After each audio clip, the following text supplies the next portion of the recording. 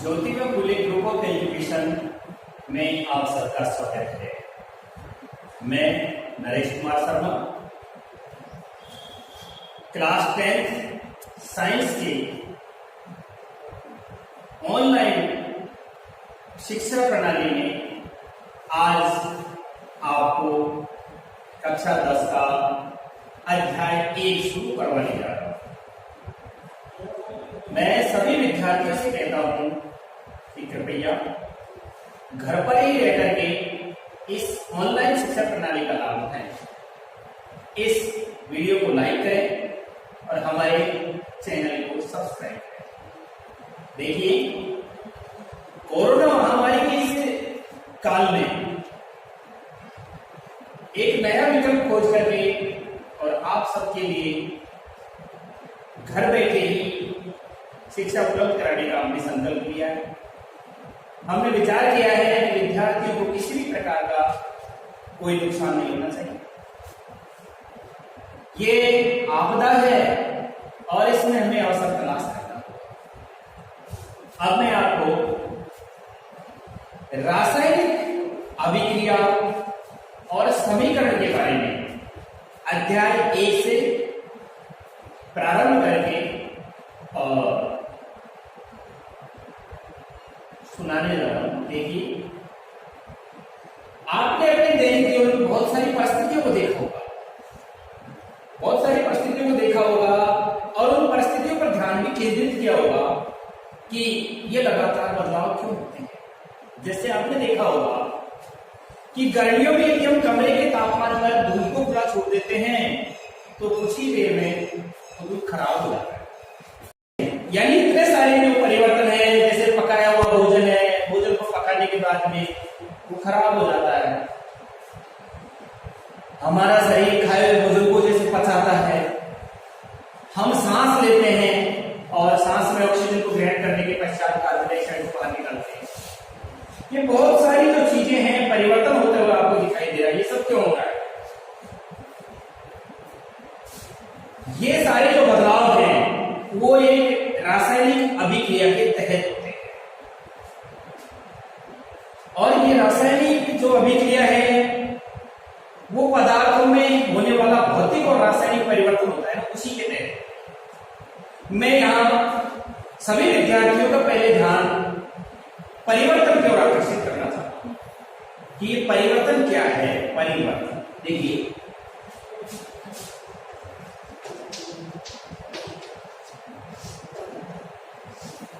परिवर्तन से तात्पर्य है एक बदलाव, यानी पदार्थों की जो प्रकृति है, अवस्था है, आकार है, गंध है, इसमें क्या हो जाना, बदलाव हो जाना ही एक रासायनिक प्रक्रिया है। यहां मैं आपको भौतिक परिवर्तन और रासायनिक परिवर्तन के बारे में बताना चाहूंगा। देखिए, परिवर्तन का मतलब बदलाव आया है, और ये बदलाव दो तरह का होता है।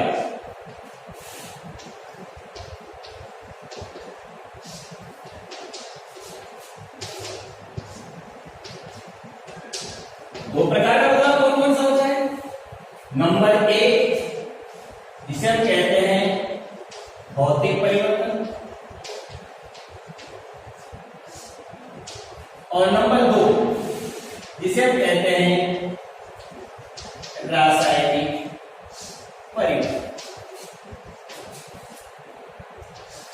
ध्यान से देखिए सभी विद्यार्थी, अब मैं आप सबका ध्यान पहले भौतिक परिवर्तन को केंद्रित करना चाहता हूं। देखिए, भौतिक परिवर्तन क्या है? भौतिक से तात्पर्य है कि जिसे हम अपनी आंखों के द्वारा क्या कर सकें, देख सके होते हुए बदलाव, अर्थात जिस बदलाव को हम हमारी आंखों के द्वारा होता हुआ देख सके, अनुभव कर सके, भौतिक परिवर्तन कहलाता है। इसकी सबसे पहले हम लिखेंगे भौतिक परिवर्तन की परिभाषा। नंबर 1 भौतिक परिवर्तन और भौतिक परिवर्तन की परिभाषा, डेफिनेशन सबसे पहले डालेंगे हमको, ताकि हम इसके बारे में समझ सकें और फिर उसके एग्जाम्पल आगे देखिए। भौतिक परिवर्तन सबसे पहले आप साथ में नोट भी कर देना, समझते भी जाना। तो जैसे ही आप समझेंगे कि भौतिक परिवर्तन क्या है, सबसे पहले लिखेंगे भौतिक परिवर्तन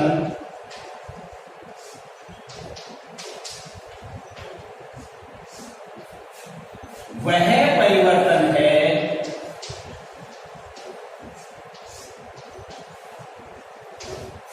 भौतिक परिवर्तन वह परिवर्तन है जिसमें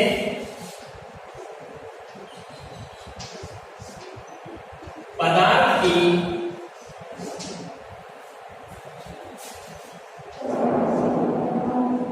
भौतिक अवस्थाएं,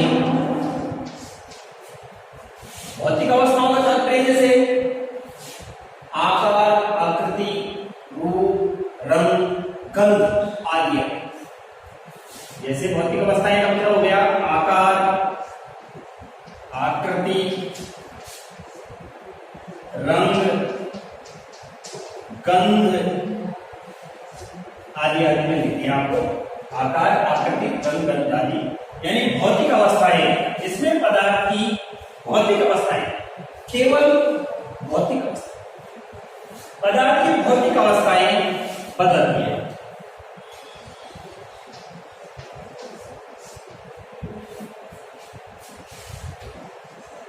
परंतु उसके रासायनिक गुण एवं संगठन में कोई परिवर्तन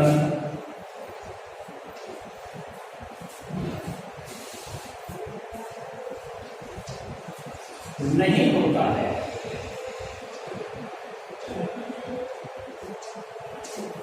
एक बार फिर से आप देख लें परिभाषा की तरफ कि परिवर्तन दो प्रकार के होते हैं, एक भौतिक परिवर्तन होता है और एक होता है रासायनिक।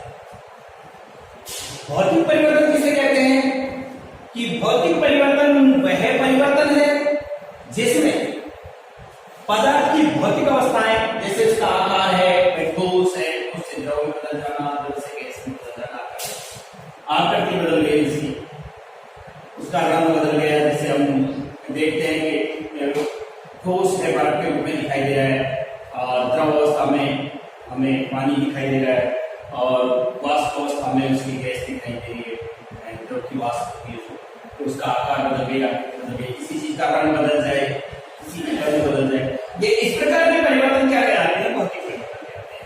तो तात्पर्य क्या है परिभाषा के अनुसार? भौतिक परिवर्तन वह परिवर्तन है जिसमें पदार्थ की केवल भौतिक अवस्था बदलती है और उसके रासायनिक गुण और संगठन में कोई भी बदलाव नहीं आता है। क्या कहलाता है? भौतिक परिवर्तन। भौतिक परिवर्तन कहलाता है। क्या कहलाता है? भौतिक परिवर्तन कहलाता है। जैसे मैं इसकी एक बार आपको दूसरी परिभाषा देना चाहूंगा। दूसरी परिभाषा में आप देखिएगा कि भौतिक परिवर्तन वह परिवर्तन है जिसमें परिवर्तन के कारण को हटा दे, जिसके कारण से उसका बदलाव हुआ है, तो पदार्थ पहले वाली अवस्था में आएगा। पदार्थ कौन सी अवस्था में आ जाएगा? जिसमें वो पहले था उसी अवस्था में पुनः आ जाएगा। तो इसे हम क्या कहेंगे? भौतिक परिवर्तन कहेंगे। मैं आपको दूसरी परिभाषा में लिखा एक एग्जाम्पल।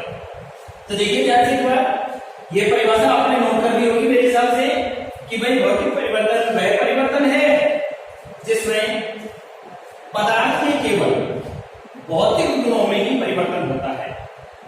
भौतिक गुणों के तात्पर्य मैं आपको बता ही चुका हूं, जैसे आकार बदल जाना, अवस्था बदल जाना, आकृति बदल जाना, रंग बदल जाना, उसकी गंध में अंतर आ जाना, ये सारी चीजें क्या है? भौतिक परिवर्तन में। रासायनिक गुण और संगठन का तात्पर्य होता है पदार्थ ही पूरी तरह से बदल जाए, एक नए पदार्थ का निर्माण हो जाए, उसे हम क्या कहेंगे? उसे हम रासायनिक गुण में परिवर्तन होना, रासायनिक परिवर्तन। मैं आपको परिभाषा एक और बताता हूँ इसकी भौतिक परिवर्तन की, उसके बाद मैं आपको इसके एग्जाम्पल। तो देखिए परिभाषा नंबर 2 लिख लेते हैं, इसी को बढ़ाते हुए आगे।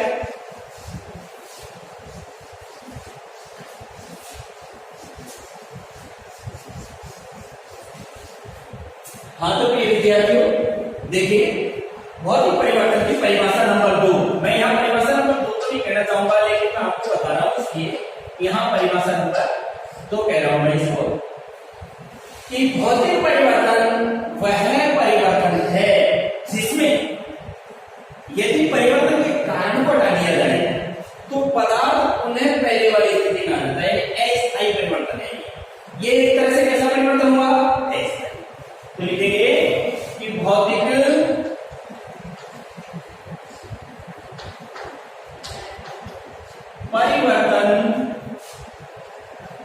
वह परिवर्तन है जिसमें यदि परिवर्तन के कारण को हटा दिया जाए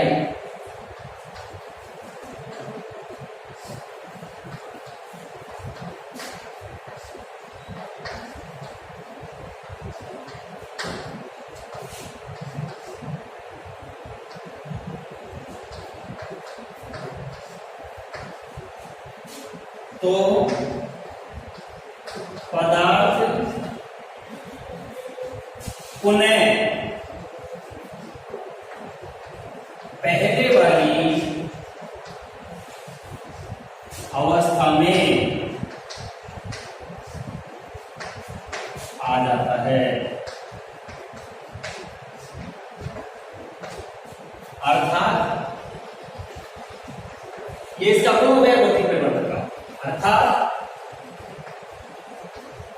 भौतिक परिवर्तन एक अस्थायी परिवर्तन है।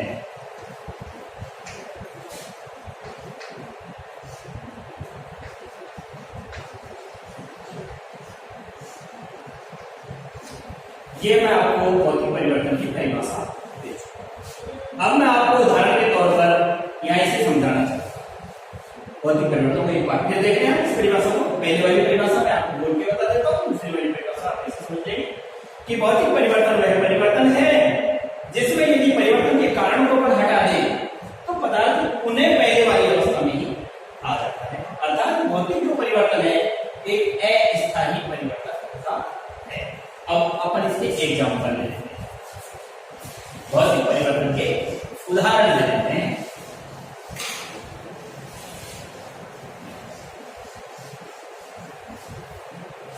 देखिएगा भौतिक परिवर्तन के उदाहरण।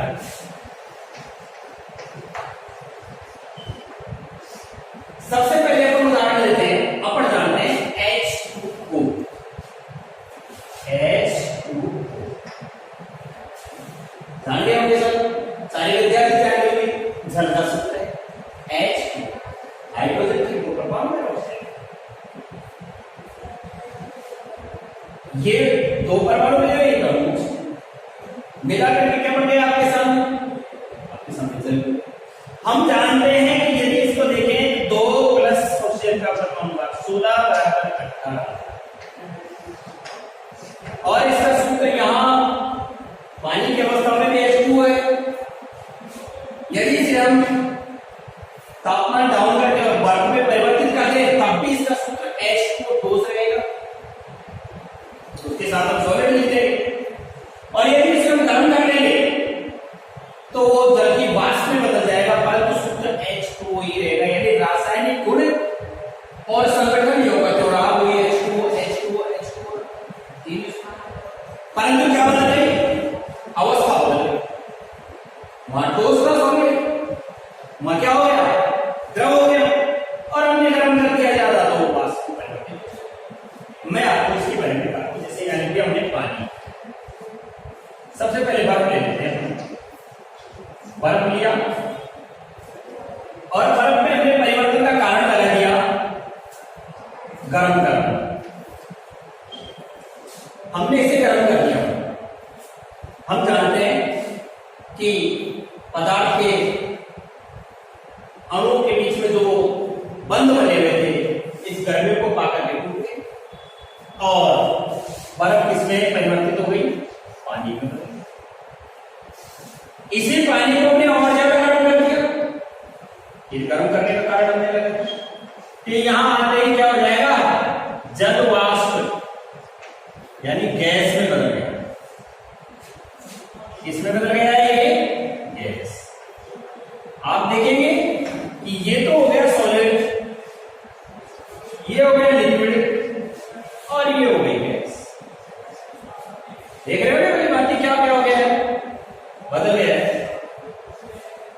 देख रहे हैं ना, बदल गया। भाई पानी बर्फ थी, इसको गर्म किया, तापमान दिया, पानी में बदल गया, पानी को और गर्म कर दिया, जल की वाष्प गैस के रूप में परिवर्तित। अब यहां देख रहे गैस है, गैस यहां से आ गई, इसमें आ गई, लिक्विड में, लिक्विड। अब जैसे मान लीजिए मैंने यहां इसको जल वाष्प को ठंडा कर दिया,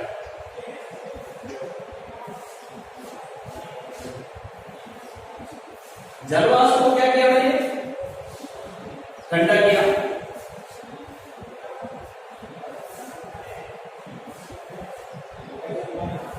जल वाष्प को मैंने क्या किया, ठंडा किया। जल वाष्प का जैसे मैंने टेम्परेचर डाउन किया, गैस के अणु जो पास पास आ गए और वो किसमें कन्वर्ट हो गई, पानी में। परिवर्तन का कारण यही था, इसे ही बताया हमने। और अगर हमने और ज्यादा इसको हटा दिया तो आप फिर कहेंगे यहां मैंने इसको ठंडा किया है, ज्यादा टेम्परेचर डाउन कर दिया, ज्यादा टेम्परेचर मैंने यहां डाउन किया तो इसमें कन्वर्ट हो गया। इस तरह से आपने देखा होगा कि भौतिक परिवर्तन में पदार्थ की अवस्था, आकार, रंग, आकृति आदि बदलते हैं। तो देखिए, बर्फ से पानी बनना, पानी से जल की वाष्प गैस का बनना, गैस का पुनः कन्वर्ट होकर के पानी में बदलना, पानी का पुनः बर्फ में बदल जाना एक भौतिक परिवर्तन है। ऐसे ही एग्जाम्पलों में हम लिख लेते हैं कि मोम का पिघलना, मोम का पिघलना, मोम पिघल उन्हें क्या हो जाएगा, ठंडा होकर अपनी अवस्था में। मोम का पिघलना हो गया, बर्फ का पानी में बदलना, पानी का जल की वाष्प में बदलना, लोहे का गर्म होना, लोहे का गर्म होना। इसी के साथ नमक का पानी में घुलना, नमक का पानी में घुलना, नमक को पानी में घोल दिया, सोल्यूशन बन गया, हमने पानी को गर्म किया, पानी वाष्प करके हो जाएगा और शेष क्या रह जाएगा, नमक रह जाएगा।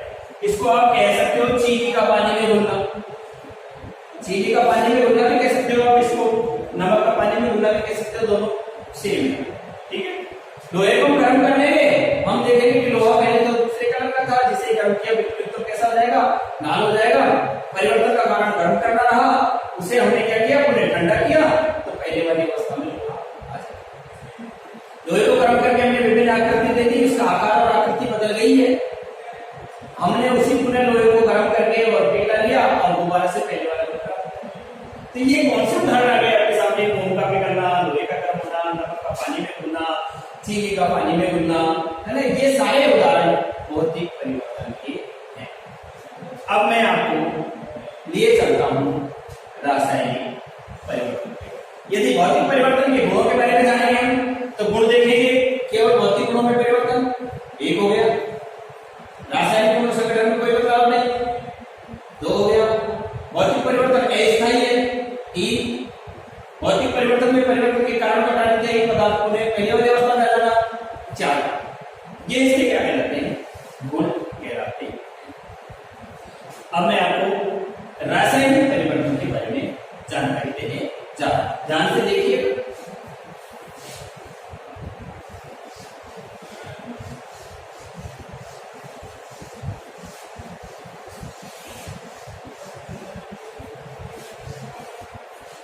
सबसे पहले रासायनिक परिवर्तन, यानी रासायनिक पदार्थों में होने वाला बदलाव ही रासायनिक। साइंस के अंदर एक चीज होती है कि जो हमारा प्रकरण है, परिभाषा बिल्कुल सेम उसी से मिलती है, थोड़ा सा दिमाग लगाने की आवश्यकता होती है कि किसके बारे में कहा जा रहा है। बस यदि हमने ये सोच लिया तो हमारी परिभाषा बिल्कुल सेम।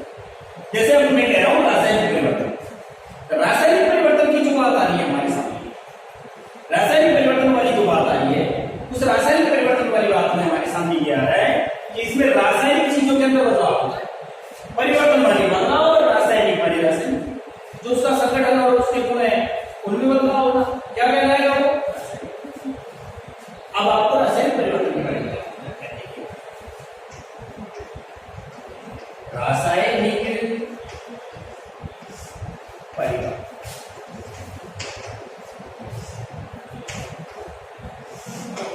उसी तरह से जिस प्रकार से हमने भौतिक परिवर्तन की परिभाषा की है, प्रिय विद्यार्थियों आप रासायनिक परिवर्तन की परिभाषा लीजिएगा।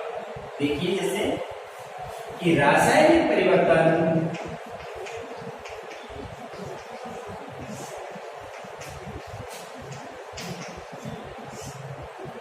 वह परिवर्तन है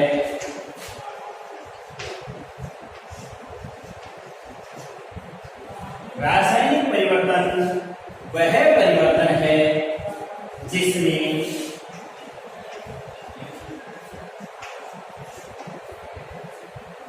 पदार्थों के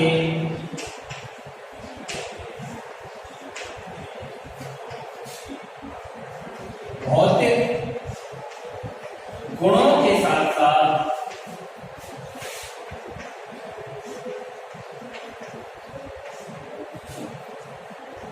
रासायनिक गुण एवं संगठन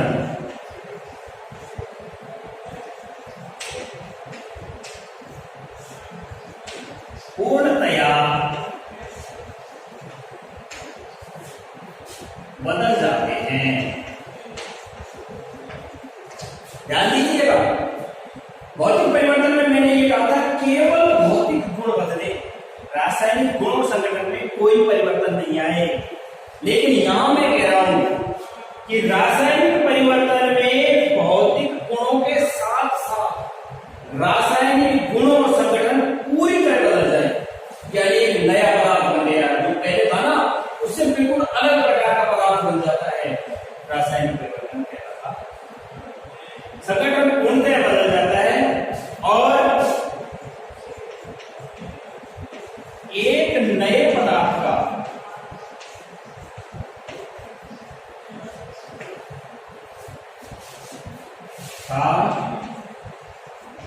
निर्माण होता है।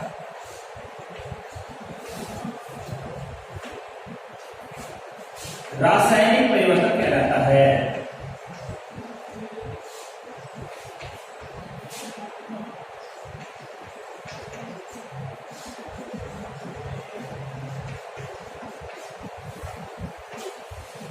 रासायनिक परिवर्तन कहलाता है।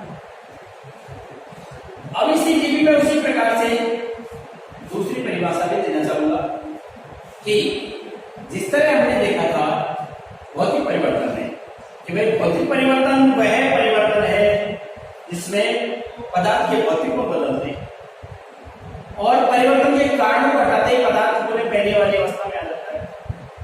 परंतु यहां उससे थोड़ा विपरीत होगा। कैसे होगा देखिएगा, इसको पूरी तरह से यहां तो लिख करके आएंगे भाई रासायनिक परिवर्तन वह परिवर्तन है जिसमें पदार्थ के भौतिक गुणों के साथ साथ रासायनिक गुण और संगठन पूरी तरह से क्या हो जाते हैं, बदल जाते हैं।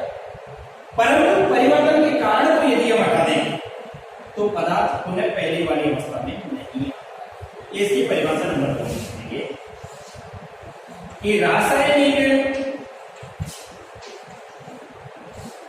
परिवर्तन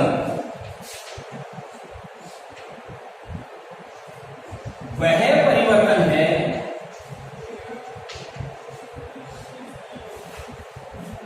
जिसमें परिवर्तन के कारण को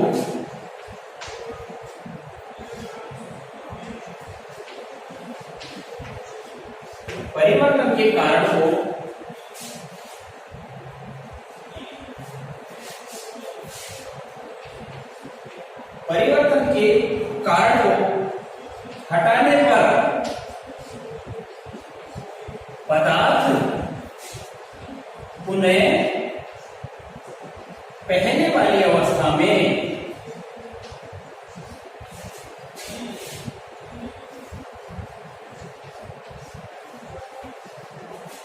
नहीं आता है। पूर्णतया एक नया पदार्थ बन जाता है। पूर्णतया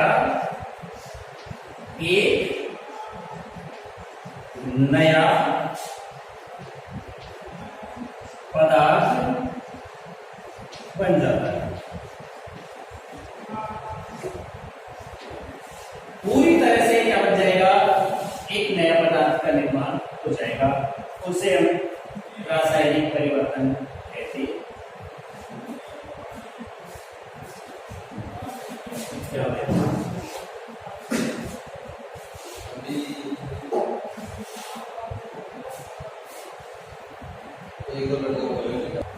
एक बार और मैं कहीं अगर मिस्टेक रह गया हो तो ये परिभाषा आपके सामने वापस दोहराना चाहूंगा। देखिएगा कि भौतिक परिवर्तन के बारे में तो मैं आपको पहले ही बता चुका हूं। मैं आपको रासायनिक परिवर्तन के बारे में बता। देखिए कि रासायनिक परिवर्तन वह परिवर्तन है, भौतिक परिवर्तन से बिल्कुल विपरीत परिभाषा है कि रासायनिक परिवर्तन वह परिवर्तन है जिसमें पदार्थ के भौतिक गुणों के साथ साथ रासायनिक गुण और संगठन भी पूरी तरह से बदल जाते हैं और एक बिल्कुल नया पदार्थ होता है। जो पहले हमने लिया था ना वो नहीं रहता, बिल्कुल ही क्या हो जाता है, एक नया पदार्थ बन जाता है। पूरी तरह से एक नया पदार्थ बन रासायनिक परिवर्तन कहलाता है। रासायनिक परिवर्तन वह परिवर्तन है जिसमें परिवर्तन के कारण को यदि हमने हटा लिया तो उन्हें पहले वाला पदार्थ, पहले वाली अवस्था नहीं आएगी। क्यों? पूरी तरह से बदल गया वो, पूर्णतः नया पदार्थ बन जाता है। इसे हम क्या कहते हैं, रासायनिक परिवर्तन कहते हैं। अब मैं आपको एग्जांपल देता हूं। जैसे एक उदाहरण, फिर अपन किताब के उदाहरणों पे आएंगे। पहले आपको भौतिक और रासायनिक को समझाना जरूरी था कि ये बदलाव होते कैसे हैं।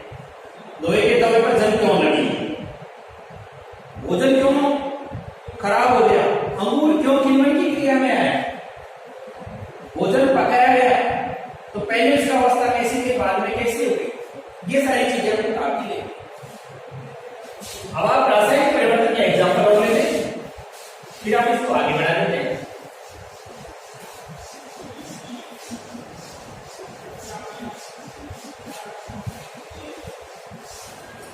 देखिए रासायनिक परिवर्तन के एग्जाम्पल लेते हैं।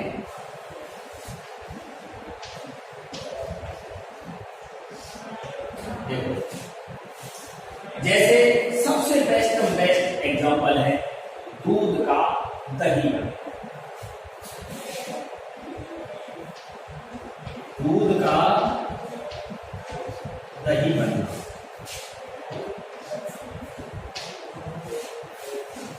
परिभाषा में ध्यान देंगे कि रासायनिक परिवर्तन में पदार्थ के भौतिक गुणों के साथ साथ रासायनिक गुणों का संगठन पूरी तरह से क्या हो गया, बदल गया।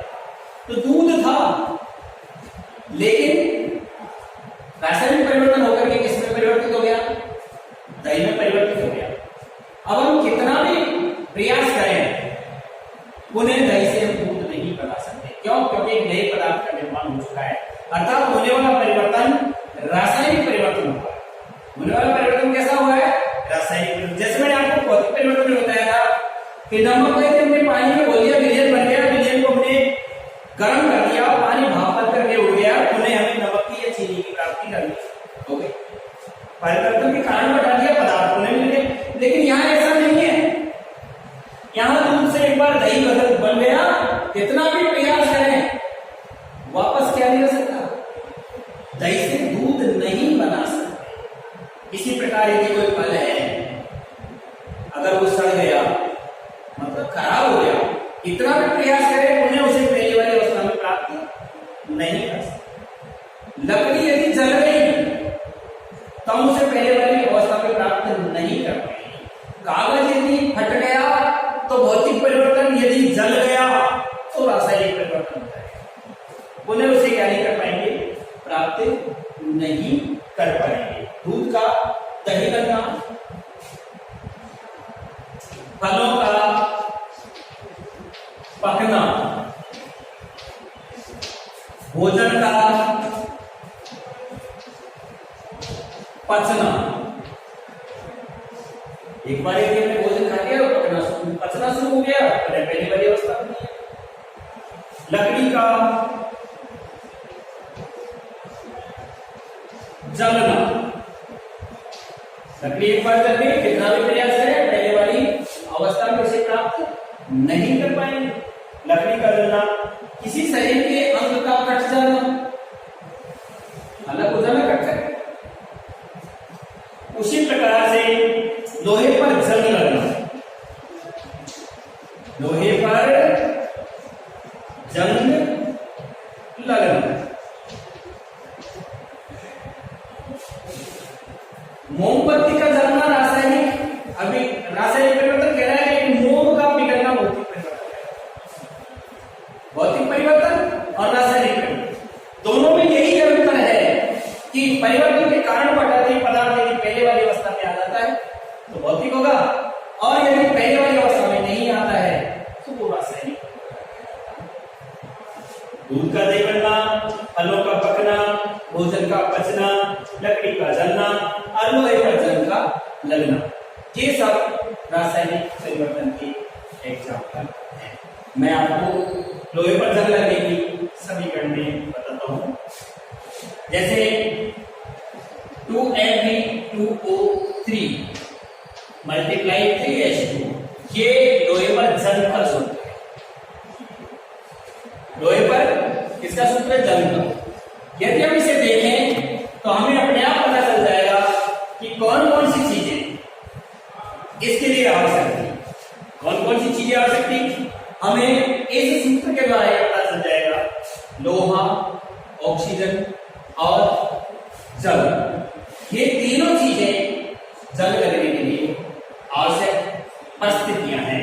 जैसे 2Fe2 यानी 4Fe प्लस, उसके बाद हम देख रहे हैं ऑक्सीजन की क्रिया, ऑक्सीजन से क्रिया कर रही है तो इसका मतलब तात्पर्य हो गया 3O2 प्लस, यहां पर हम देख रहे हैं किसकी क्रिया देख रहे हैं, जल की, तो 6H 4Fe plus 3O2 plus 6H2O reaction है उसी एग्जैक्ट है कि 2 मल्टीप्लाई 3H2।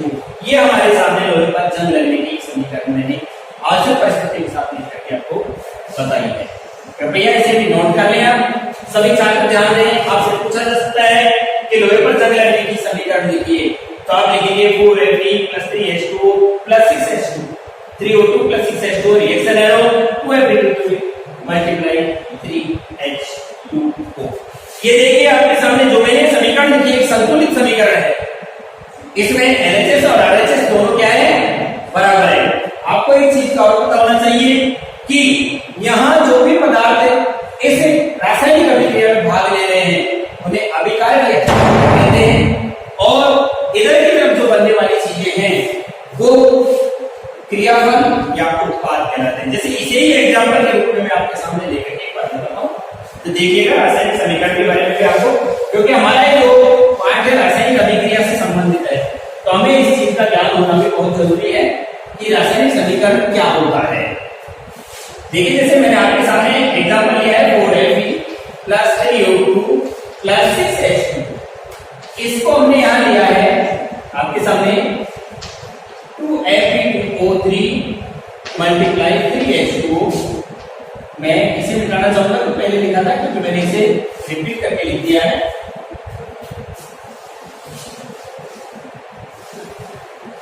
में दिया है, अब मैं थोड़ा सा इसके बारे में बता रहा हूं।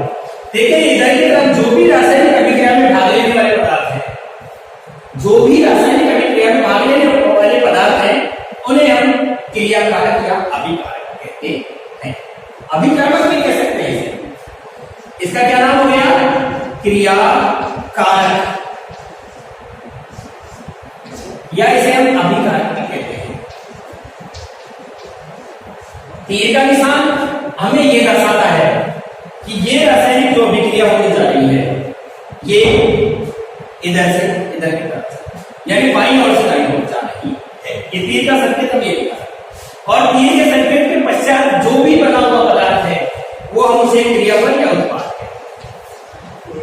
क्रियाफल या इसे हम उत्पाद कहते हैं।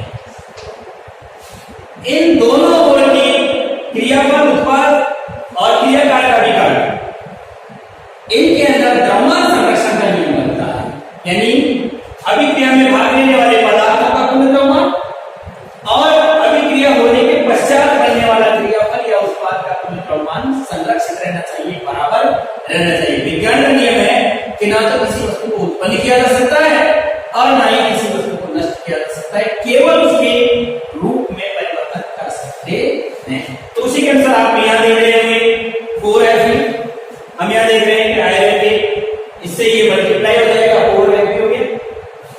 यहां हम देख रहे हैं ऑक्सीजन के कितने हो गए, इसमें 3 को 2 से मल्टीप्लाई करेंगे तो 6 हो गया। यहां देखेगा इससे ये मल्टीप्लाई हो जाएगा, 6 हो गया। यहां हाइड्रोजन के कितने हो रहे हैं, 6 उससे मल्टीप्लाई हो जाएगा, 12 हो रहे हैं। यहां देखेंगे 1 से मल्टीप्लाई होकर इससे हो जाएगा 12 हो गए। ये ऑक्सीजन के इसके साथ देख रहे हैं 6 है, ये इससे मल्टीप्लाई होकर आ जाएगा। यानी दोनों और के हमारे जो समीकरण है वो संतुलित समीकरण है। जब समीकरण संतुलित नहीं होती है उसे हम टंकारी समीकरण के नाम से जानते हैं। अब आप किताब पे लौट करके आ जाइए। क्या हुआ कि भौतिक परिवर्तन क्या है, रासायनिक परिवर्तन क्या है, रासायनिक परिवर्तन में किस किस प्रकार से बदलाव होता है, परिवर्तन को हटाने पर पदार्थों में पहली वाली अवस्था में नहीं आता है। लोहे पर जंग लगना एक रासायनिक परिवर्तन है, लोहे का गर्म होना एक भौतिक परिवर्तन है। इसी क्रियाकलाप को हम आगे बढ़ाते रहते हैं। रासायनिक अभिक्रिया का वास्तविक अर्थ क्या है, रासायनिक अभिक्रिया का वास्तविक अर्थ क्या है। जैसे किताब के एग्जाम्पल के आधार पर मैं आपको समझाना चाहूंगा कि हमने एक मैग्नीशियम रिवर लिया। हमने क्या लिया, एक मैग्नीशियम रिवर लिया।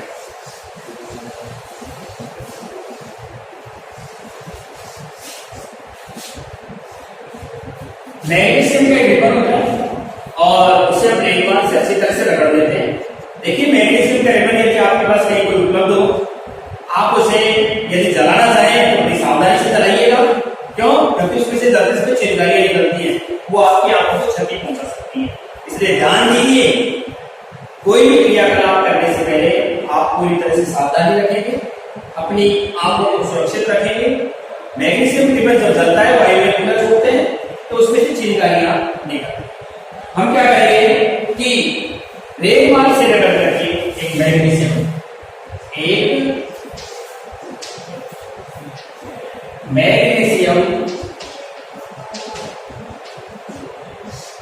रिबन लेते हैं,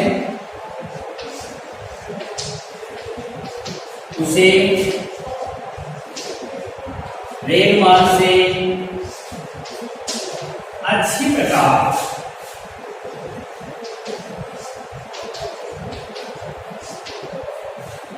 रगड़ कर साफ कर देते हैं।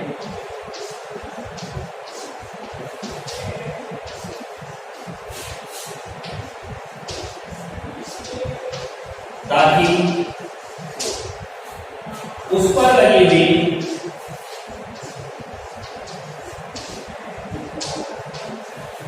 अशुद्धि दूर हट जाए और रिबन का दहन आसानी से हो सके। अब उसे हमें एक स्ट्रीट लैंप या बर्नर के द्वारा क्या करते हैं, जलाते हैं। मैग्नीशियम रिबन को एमजी रबर लिख देता हूं मैं सीधा। एमजी रिबन को चिमटी की सहायता से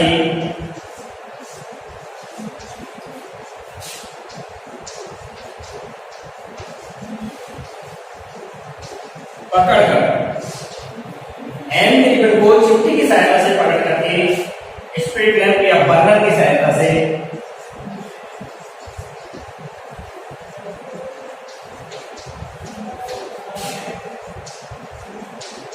जलाएंगे। ये नोट करते जाना साथ साथ कि बर्नर की सहायता से जलाएंगे और बनने वाली राख को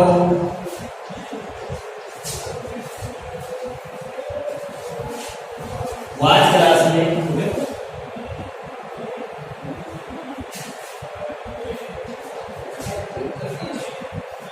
बनने वाली राख को वाच ग्लास में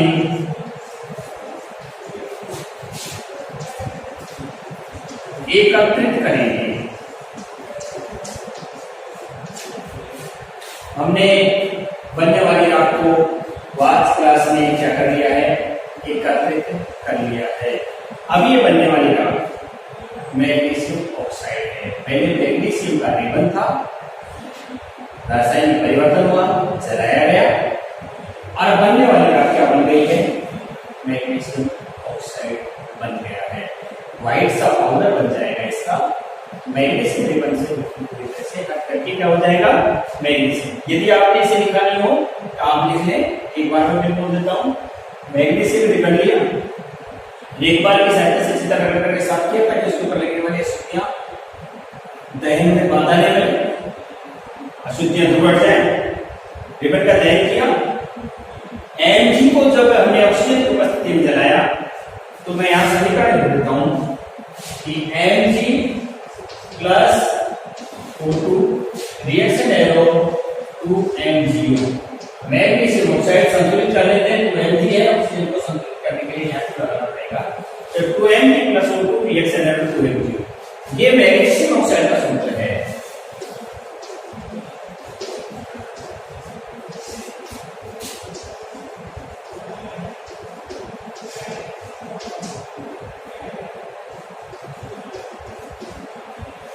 मैग्नीशियम ऑक्साइड का सूत्र आपके सामने आया।